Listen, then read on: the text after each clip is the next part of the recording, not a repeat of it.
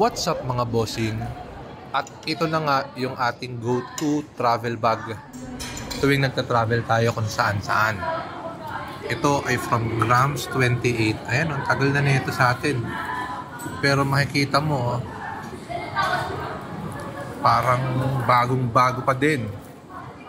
So ayan, meron siyang hawakan dito.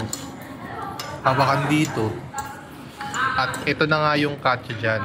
So these are the stuff na katsa dito sa bag na yan. Dalawang cellphone kasama tong hawak ko. Isang camera. Yan oh. Meron tayong Lumix S9. Ito yung wallet na pang malakasan.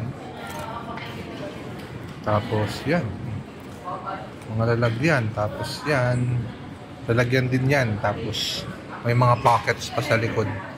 So, ayan. Meron divider.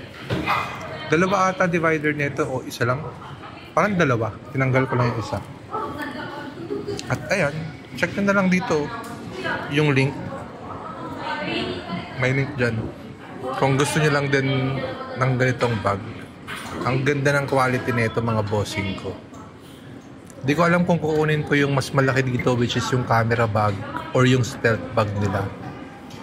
Ang nakapambudol sa akin dito si Sir John Imperial. So, yun lang. Let's go.